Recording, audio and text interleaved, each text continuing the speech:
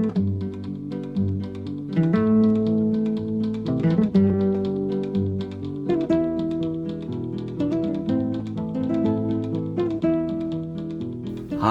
my name is Mark from Cannae Gaming, and this is the 5th video in a comprehensive tutorial series for War in Spain 1936 to 39, which was released in January by Matrix. A new theatre level operational wargame that covers the Spanish Civil War in unprecedented depth. A conflict that served as the grim testing ground for the tactics and technologies of World War II. In the first 3 parts of the series, we set the foundations and formed a plan to invade Ibiza, set up a naval blockade of the Majorca Channel, and establish some missions for our air groups to be able to support our ships, as well as attempting to gather reconnaissance information.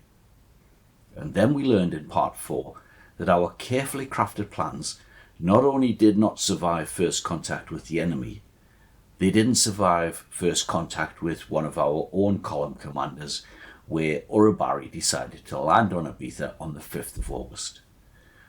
We are currently dealing with that situation.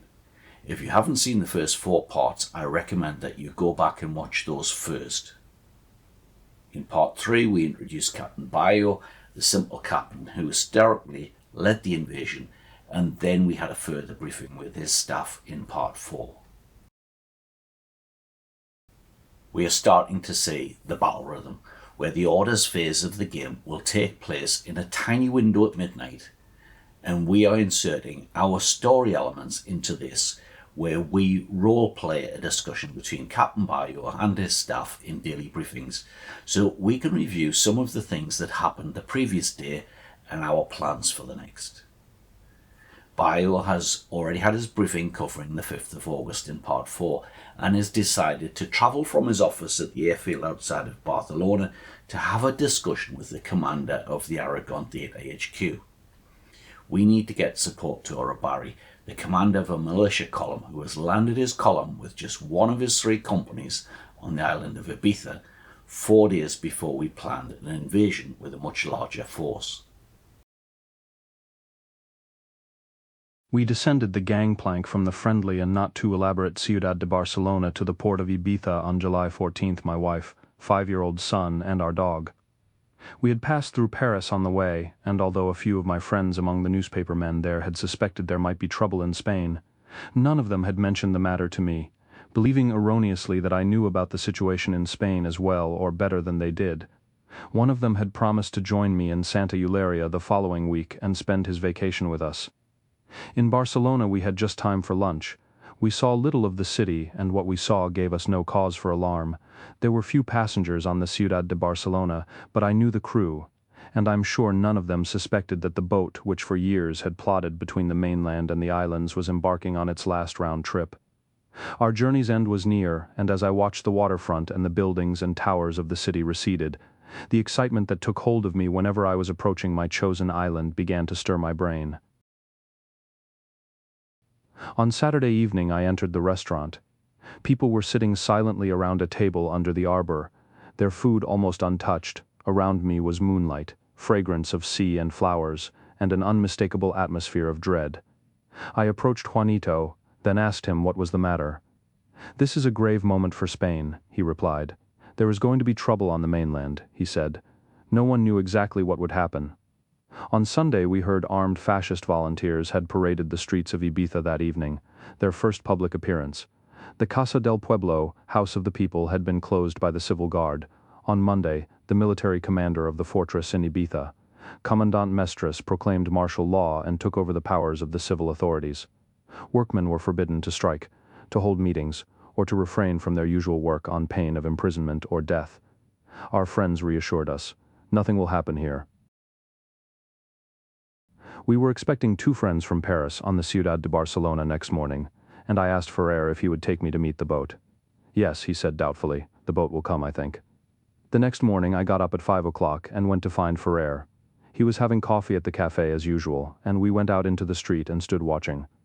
I saw that all up and down the street, standing silently in doorways, were men and women watching too. "It will come," said some of them. The Ciudad de Barcelona did not come. Elliot Paul was an American journalist working in Europe in the summer of 1936. He had been visiting the island of Ibiza for long summer holidays for 5 years and had gained many close friends on his chosen island.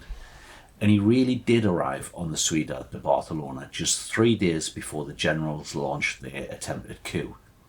His book, The Life and Death of a Spanish Town, covers his experiences in the summer of 1936. He really was in Santa Eulalia at midnight on the 6th of August. In the gameplay mechanics, our work as players all takes place at midnight, except for the very first turn. The first turn begins at 600 hours in the morning of the 4th of August, and when you click End Turn, then the game progresses through from 600 to the end of the day. Then begins a new orders phase. On every other day, the orders are given at midnight, and when you click End Turn, then the day progresses 24 hours. We saw that planes can fly missions at 3 different times per day. In broad terms, there is an AM phase, a PM phase, and a nighttime phase. But the game is more specific about it, depending on the air missions assigned to the squadrons. You can see Close Air Patrol, for instance, will carry out their mission first. They'll be up in the air, and then if reconnaissance or naval search etc. take off to carry out their missions in the next hour, they can be intercepted by CAP if they enter the area that is covered, followed by the air attack where fighter sweeps and bombers are launched. In total, there can be 9 periods of activity for planes, where each is an hour long, though in this scenario we are not carrying out air missions at night. During the Bayo briefing, I showed this view. This has the AAR, After Action Reports, enabled using the hotkey P. This shows on the map hexes where combat has taken place. We also have the traditional combat report, which has that similar appearance to the operation report. And the game also generates the combat reports in the text files in the folder on your hard drive. But these are an excellent feature to see visually where combat has taken place, especially when we have so many hexes and bases with very obscure names. But I am more interested in this discussion to look at the timings rather than the locations. This one has text about a naval engagement at 300 hours. There are problems with this. 2 named captains ordered their task forces to disengage, but we are not told which task forces they command. I believe they are the commanders of 2 nationalist task forces that were engaged by one of our task forces. We are not actually told which of our task forces by name or number, nor which of our ships hit the Ricard or San Bernardo, both nationalist ships of course, the first being a YMS District Minesweeper. The naval engagement takes place over an hour from 300 to 3:59, but the aim is even specific down to the exact minute when things happened. Our ships surprised the nationalists around 3:20. The game was simulating the entire engagement second by second in its memory, even when we do not follow it. The hour-long engagement takes place when the game engine detects there are opposing naval task forces in the same area. They don't have to be in the same hex, they can be many miles apart, and it then tracks that through the hour. This could result in nothing, neither side could spot the other, but in this case it looks as though our destroyers spotted the 2 nationalist task forces and moved quickly towards them, surprising them in the dark. The destroyers are much faster than the cargo ships, of course. As soon as we attacked, the nationalist captains ordered their task forces to disengage. They make an assessment of the forces involved and decide what they will do.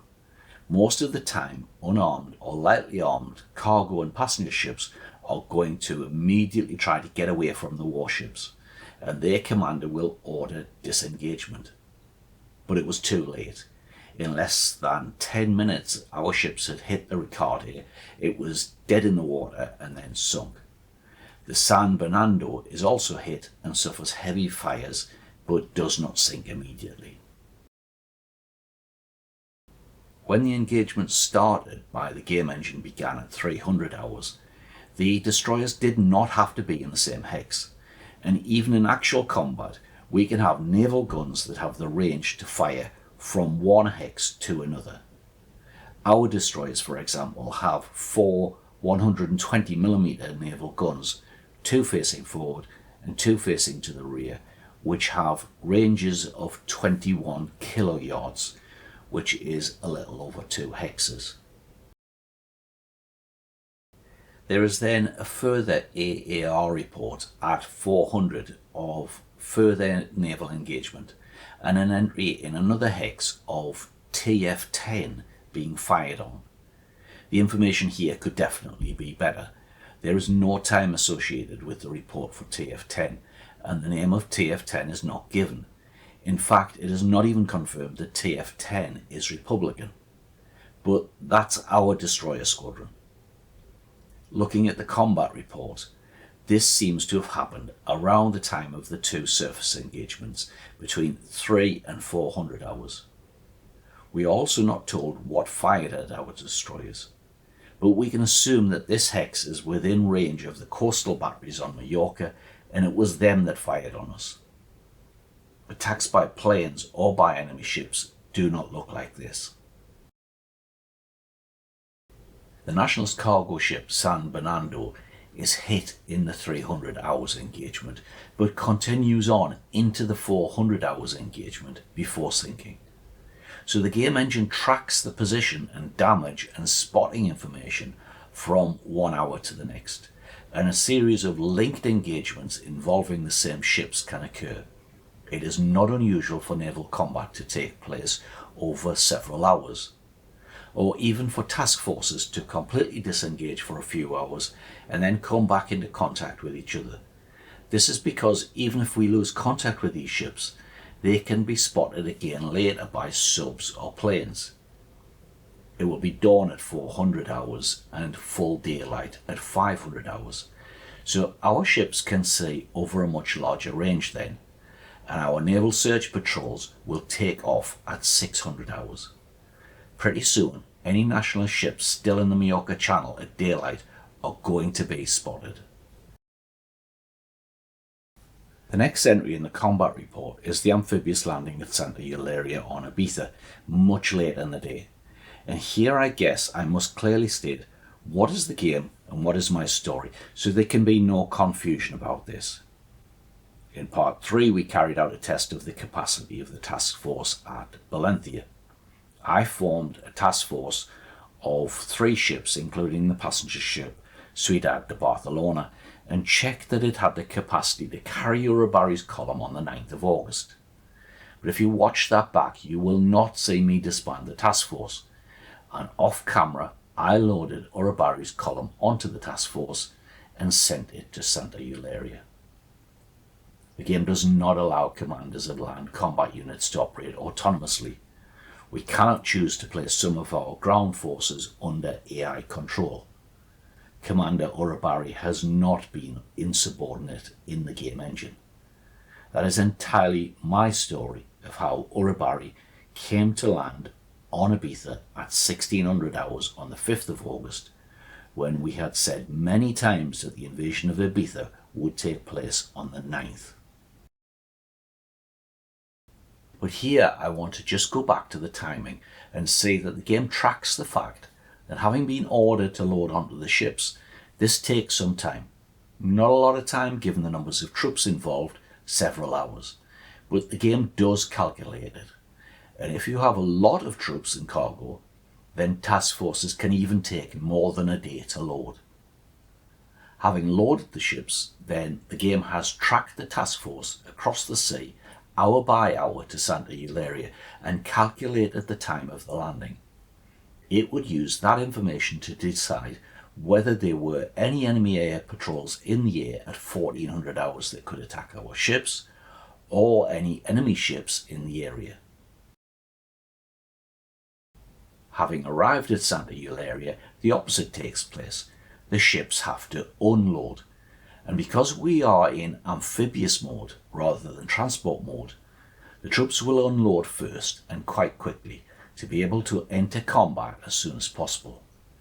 Then the ships will start to unload all of their cargo, supplies and equipment, the vehicles and heavy weapons of the units.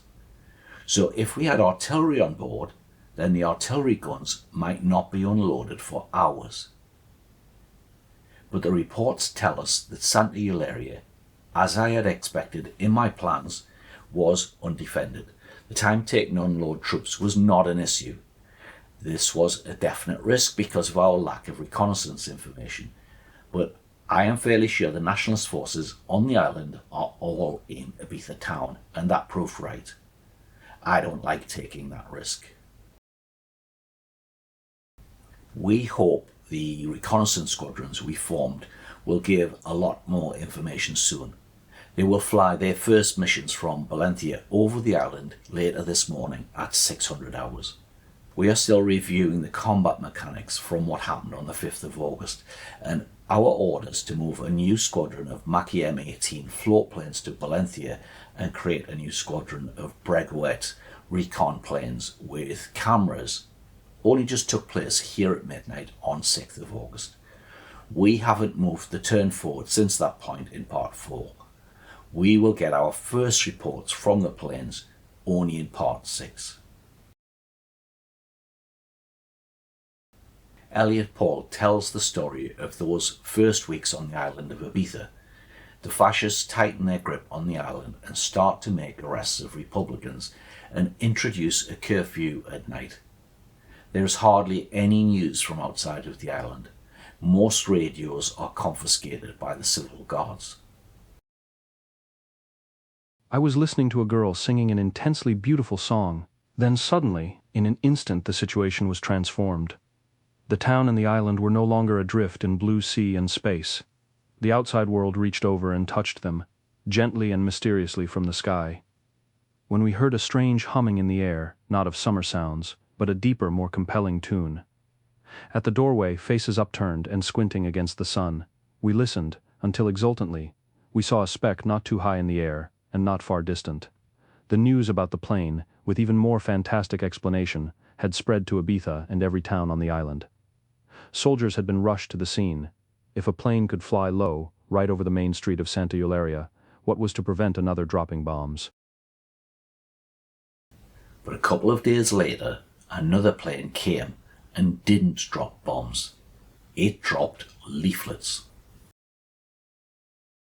Pep Torres, streaked with sweat and dust, had dismounted from his bicycle. He had been in Ibiza that afternoon. Once inside the door he jumped, waved his arm and whooped silently. He hastily and silently drew forth a bit of paper. To Commandant Mestres and Garrison of Ibiza. The fighting planes of your government are above you. Abandon your abominable project which can bring you only disgrace and disaster. Come out with a white flag in token of surrender to the gunboat that is waiting offshore. We can see a series of naval engagements took place in the evening of the 5th of August in the west of the Majorca Channel. 6 hexes are marked with times that are 19, 20, 21, 22, 22 and 2300 hours. Some of these refer specifically to our subs being involved, others don't. They involved a surface task force. Here, just to the south, is the battleship squadron, and it definitely has the range to fire on this hex near Santa Eulalia, and it has the speed to have moved quite far through this area in 5 hours. It was involved in several of these encounters and fired its guns. But we have now diverted the battleship squadron to carry out escort duties, and it may stop pursuing the enemy task forces we see on the map. We have these two things happening in parallel in the game. The amphibious task force was unloading at Santa Eulalia around 1900 hours when the naval battle began in the channel. Because it can move at 8 knots, we know that it can travel about 1.5 hexes per hour. Given its current position at midnight, it must have left Santa Eulalia about 2000 hours.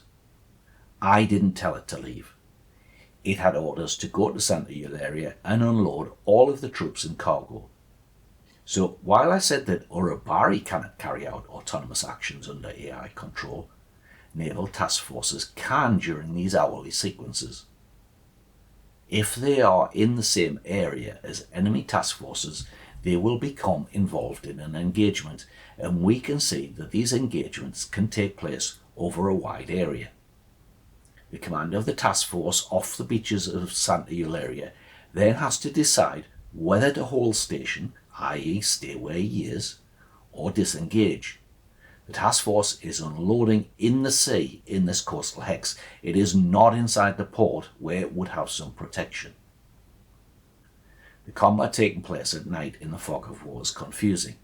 The commander of our task force didn't see the enemy, but believed they were a threat to his ships, and he has made the decision to disengage, to leave the area and head back to Valentia, and in the process has abandoned Uribarri. The game did that, I did not. This was totally unexpected. Yet we should not really be surprised that the task force was not compliant with our orders when it found itself in the middle of an active naval battle without escorts. We saw that emergency orders from Bayo were issued, ordering the task force back to Santa Eulalia. But it is possible that order will not be carried out, for exactly the same reason, if the ships feel threatened. The battleship squadron is not there to force cowardly captains to comply, but the AI assessment of whether to disengage and run away from naval combat is affected by whether the ships have escorts and how threatened they feel. In many cases, of course, we really do want them to run away from danger. We do not want to lose them when they are genuinely threatened. But with the battleship escort, they should stay on station and finish unloading Uribarri's column. If that works to get it back to Santa Eulalia, it should arrive again early in the morning, offload Uribarri's equipment, and I suspect they will be at full strength later in the day. If the nationalists decide to attack us, they have to cross the island about 10 miles. They can easily do that distance in one day at the march, but they are likely to proceed in combat mode, so they are prepared for battle. Remember, the Nationalist AI also does not have any reconnaissance information about our forces. There is no cheating by the AI that it knows everything. It should advance cautiously. Fortunately, we are not reliant on this task force to get Uribarri's third company from Valentia to here, otherwise it could be another 2 days before the ships get back to Valentia. The company is at the port now, about to be loaded onto a different ship. They should arrive later in the day. I believe that is enough to establish a defensive perimeter around Santa Eulalia if the nationalists do attack. A supply convoy will load at Tarragona. It will take several hours and then set off. I will be surprised if it arrives before the end of the 6th of August, more likely on the 7th, which is fine because Uribarri's column carries with it several days of supplies, and we do not want lots of ships all arriving at Santa Eulalia at the same time. Santa Eulalia is a small port. We have seen ships, ship repair yards, etc. all have maximum capacities that restrict us. And in this game, the port capacities restrict loading and unloading. This is why we have focused on the larger ports, level 5 Barcelona and Tarragona, plus level 4 Valentia and Mahon. But we cannot avoid using much smaller ports on the nationalist-held islands. Ibiza town is a level 2 port, Palma is level 3. But they are defended by well-armed garrisons, making amphibious assaults on either of these would be risky. Palma also has 4 coastal defence units stationed around the bay, ready to fire on ships that try to approach the port. Apart from the town of Ibiza, Santa Eulalia is the only other town on the island that is identified as a port, level 1 or above. There is a table in the manual, and it makes for rather depressing reading on the ability of a level 1 port like Santa Eulalia to handle shipping. The largest ship that can dock at a level 1 port is 1,000 tonnes, and the total tonnage that can dock if we had 2 or more smaller ships is also 1,000 tonnes. The ship that is coming from Valencia with the third company is over 3,000 tonnes. It cannot dock at Santa Eulalia. The ship can still unload at Santa Eulalia, but only by anchoring off the coast and having everything transferred onto small boats that then come into the Hex. That is very slow, especially as there is no naval support there. Naval support is provided by various units on the map, such as the Valencia Naval Base Services. That is a static unit, but the port units at Alicante and Torrevieja, they are not static. So it is possible to put one of those on a ship and unload it at Santa Eulalia to improve it. That is probably not necessary in this scenario, but certainly something that you would consider if you were carrying out longer term campaigns where you have significant forces where their supply lines come through a small port. You want the throughput of men and material to be as great as possible. That is why you should continue to send any ships carrying troops with an amphibious mission rather than the transport mission in these early phases. The amphibious mission will disembark troops over the beaches ready for combat. With a transport mission, they will instead unload slowly through the level 1 port and will not be ready for combat. Capitan Bayo, take a seat. Yes, thank you, General. I heard you wanted to see me urgently. There are difficulties in Ibiza, no? Yes, General. The Valencians have landed a company on the island. Initial reports say that they landed at Santa Eulalia without any fighting, but 2 of their companies have not arrived yet, and we have had difficulty with getting the ships needed to transport artillery and engineer support from Mahon. Uribarri has been a little premature in his actions. You could say it that way, General. Some might say he has ignored his orders and jeopardized our whole endeavor. That should be a matter to consider later. Perhaps he knows the forces of Mestres are weak, that the garrison is not willing to fight for their commander. I have no reports like that, but of course Uribarri may have received reports from the sailors in port in Valencia. We are not aware of any contact with the island, but people in small boats could have made the journey to the mainland. It is frustrating that we have no information about the forces on the island and whether Mestres will fight. We have deployed a new reconnaissance squadron in Valencia to help us. Your staff prepared us that you would come and ask for a column from Catalonia to join this situation, Commander. I would not ask if I did not think it was needed. There are a number of columns forming in the city. Most are anxious to get started and are prepared, as much as might be possible, for the battles ahead. This will reduce the forces ready to be landed on Mallorca, but the people of Catalonia have entrusted you with this sacred duty to bring the islands back under the control of the government. There is a column, one of the best. It is mostly here in Barcelona already. 3 companies of infantry and supported by artillery and engineers. I have already prepared the order for you. Thank you, General. When can they leave? When can you leave, Captain? I have appointed you as the commander of the column. It will be under your personal command. You are responsible for the decision to divert it to Ibiza and away from Mallorca. That is your decision. You understand? You think I should go to Ibiza? But I am not an army commander, just a simple captain in the Naval Air Force. If the column goes to Ibiza, its commander should go to Ibiza. I know you served in the army in North Africa, that you led a battalion and fought bravely. You have the experience that many lack in the current situation, but do not delay on Ibiza. If this is arranged correctly, your column can redeploy to Mallorca very soon. Now, let me see your plans for the Mallorca operation. I have some thoughts on this I would like to share with you. Off camera on the 5th of August, I replaced the commander of the Aragon Theatre de Operaciones and renamed the unit.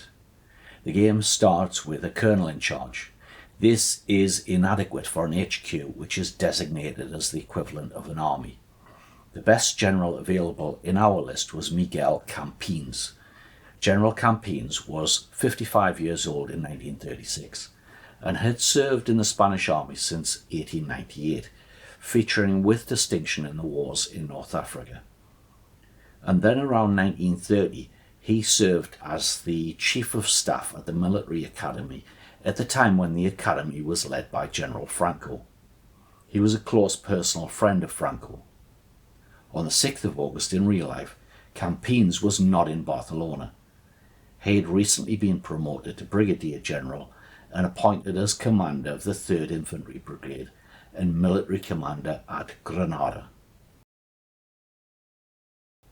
On 17th of July, he hesitated, unsure what to do, when he received orders from his commanding officer to introduce martial law in Granada.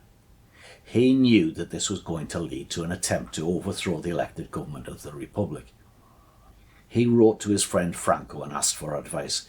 Maybe he knew Franco was one of the main plotters, and this was purely to buy time. Or he was genuinely interested in Franco's views. But either way, on 20th of July, perhaps reluctantly, he complied with the order and his forces joined the rebellion. For not being enthusiastically in favour of the coup, Campins was arrested and taken to Seville. Campins was never actually a Republican. As far as I can tell, he never fought for the government against the rebels for those 3 days. He simply did nothing. He was a career soldier who was reluctant to join a rebellion. Under the personal orders of the commanding officer in Seville on 16th of August 1936, General Miguel Campins was executed by the fascists. Making sense of all the units on the map and what then arrives later is not easy.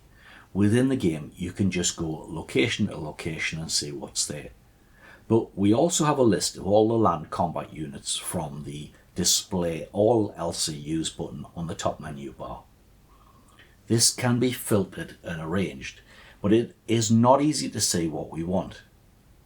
What we want are the columns that we have available in the Barcelona area to send to Mallorca, and every column has a column command unit designated as type RGT Romeo Golf Tango, a special type of operational level HQ.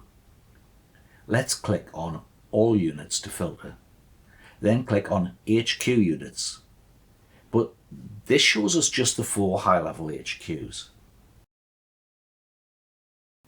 But now we are here, let's show first of all that when we click on one of these, such as the Aragon Theatre HQ in Barcelona, that we do not see anything which shows what units are attached to this HQ. A basic view of the order of battle by showing us what units are under it is unfortunately missing. Remember, the order of battle looks like this for Uribarri's column from Valencia, and which is now partly in Ibiza. The components of the column are not directly attached to an HQ, so the easiest way to get to grips with the order of battle is to concentrate on the RGT units, the regimental command units that lead the column. But we have no option to filter this list by RGT. To see the RGTs, we need to filter by infantry. This list consists of both INF and RGT. In fact, it also consists of combat engineers, 3 types of unit within this filter. As I explained in an earlier part, generally the RGT components arrive on the map already attached to one of the 2 HQs. Let's then arrange the filtered list by attached HQ. Now we have all the RGTs grouped together by clicking on the attached to column. There appears to be 15 columns in Catalonia and attached to the Aragon HQ. So there is not an even split at all. We have far more units available to us in this area. The initial idea that we would use the Valencia forces to invade Ibiza and the Barcelona forces to invade Mallorca is too simplistic. It probably leaves the Ibiza invasion force too weak and potentially the Mallorca force too strong. I have forced the issue in my story to have the Uribarri column reinforced by the Bayo column from Barcelona, but I think that would be the best way to do this anyway, regardless of the position Uribarri finds himself in. You run the risk that by the middle of the month that Uribarri's column is bogged down in a battle of attrition on Ibiza and it's too late to give him more forces. If we commit plenty of forces to Ibiza, maybe we are overcommitting, but the battle should be over quickly and both columns might be available to be used on Mallorca later. Our ships in Barcelona are not yet busy taking units to Mallorca, and we can create a task force to send Bayo's column that are already in Barcelona to Ibiza. We are deliberately leaving behind one of Bayo's infantry companies because it is not yet in Barcelona and we do not have time to wait. Now let's load Bayo's column and send them to Santa Eulalia. Finally, the destroyers are here at Barcelona.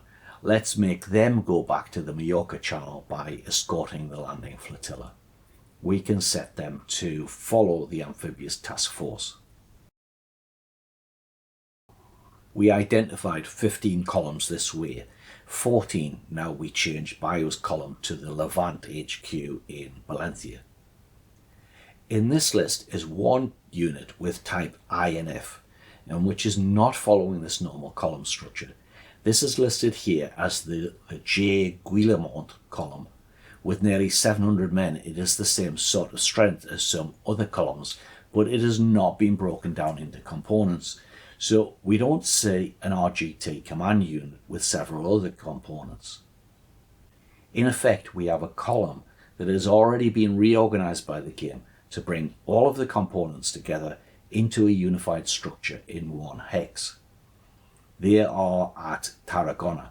Let's send them to Barcelona.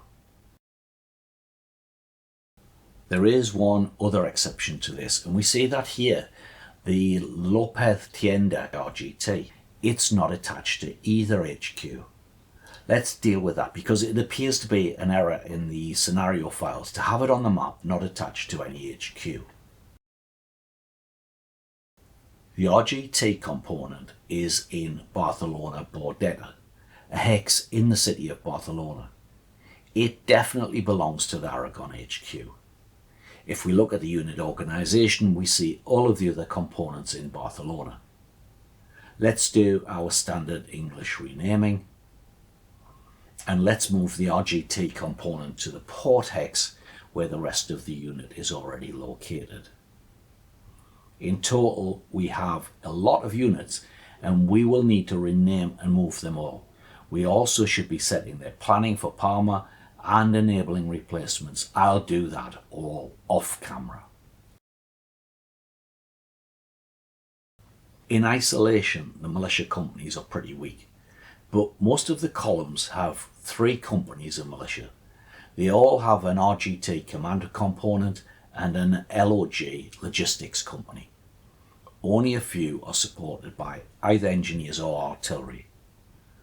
Later, many will be filled out with additional support elements and more infantry companies will be recruited and trained. Lopez Tienda has 2 militia companies and the engineers that are red and not yet on the map. This happens by the reinforcement schedule, from a script if you like. We are largely constrained by the historical formation of land combat units, and we do not control what we get or where we get them. In this case, the scenario files tell the game to give us in Barcelona a combat engineer unit for the column on the 5th of October 1936. That's a month after the end of the scenario and is no use to us. It would be great to get the columns some sort of artillery support for the Mallorca invasion. We saw in part 4 that there is an option with the Air Force that allows you to play your game with a little more freedom, that you can increase or decrease the size of existing air groups, or even create entirely new air groups at an airbase. And just like the air groups, we could do something similar for land combat units. In the advanced preferences is a similar setting controlling this. We have to set Form LCU on, and this allows us to create an entirely new LCU. You can use these as an active reserve for your forces, or to ship equipment overseas as Lend-Lease. Or you can leave this off and simply use the production pool of devices in an entirely passive manner to replace losses, in the way that we did in War in the Pacific. To create a new LCU, we need to use the LCU list, the modern LCU sidebar. So far, we've kept this minimized and managed quite well without it. I will cover more on LCUs in part 6 and discuss the LCU sidebar in more detail.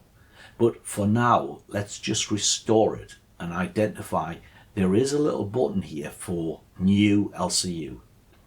And when we click that, we get a new icon on the hex bar. It's this one here, and it is shown with the letters RSV, Romeo Sierra Victor, meaning reserve. And now we can get our screen space back and minimize the LCU sidebar again. The basic use of this unit is as a mobile reserve, and like a ferry group with airframes, this can be loaded onto a ship and taken elsewhere. With our current settings, the default settings for handling replacement for devices that are destroyed, we don't have to create reserve units. It's up to you. Devices is a more robust term for what the game allows, rather than equipment or gear. Because if we look at this unit, also in Barcelona, it is the 4th mortar battery, part of one of the few columns with artillery in August 1936. And the devices of this unit are displayed in the middle. They include equipment like 2 mountain howitzers, 2 anti-air machine guns, but also a squad of infantrymen who act as observers, 4 pack mule sections and 2 horse wagons that help move the unit around, and 3 support squads of men. All these are called devices. There are some standard TOE tables of equipment that are being followed by the game based on historical data, but we have enormous flexibility to change this and increase or decrease the numbers. Or, for example, swap out the 2 mountain howitzers for 2 bigger guns, as long as we have the equipment in our pool. Again, there are no exploits here in the main campaign. We can create a reserve unit and put some of our pool of artillery guns in it, then ship this to Mallorca after we land, so that we have a reserve of guns to replace any losses. The only exploitable issue, I think, in this scenario is that, like the airframes, we are going to see what looks like the whole national pool from the main campaign visible to us for the Balearics campaign. So I will use it sparingly and mainly for illustration of what is possible. Back to our reserve unit, and let's just show a little bit of the basics of using it as a reserve first, or this is sometimes called a depot unit. We want to use the Show TOE button here. Now, if we select Show Artillery, we get a list of devices in the pool that are related to artillery. But we don't see any replacements for these short-barreled mountain guns M1898. We don't have any in the pool. Let's instead put in the reserve unit a longer-barreled M97. We just select it to go green, and then we can see that we have 10 of these in the pool here, and that we only produce 1 of these per month, so we have to be a little careful. We can just click the button to add this as a device to the reserve unit, and it is then listed in the middle that the unit is composed of the device, but it has 0. If we leave it like that, the game will cancel that. We cannot have a TOE of 0 guns. we just click on the number 0 and we get this sort of calculator interface we saw with air groups. And let's set it to 2 and click enter. And for the reserve depot unit, that's it. We could move that to the front line on the mainland or ship it to Mahon. Even land it on Ibiza if we wanted. But keeping it close to the 4th mortar battery, there is an instant source of replacement guns if they need them. Though first, note that there are no guns in the reserve unit yet. The supply system has to first fill out the unit from the instructions we have given it for the devices it will contain.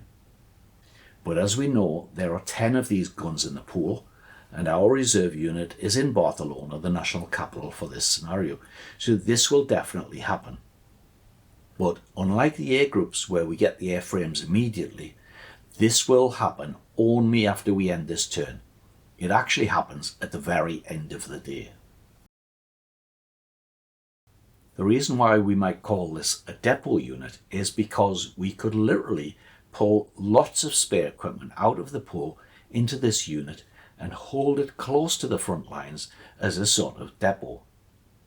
We might even prefer to call it a replacement unit where we just hold new infantry squads and we can place them in rest and training.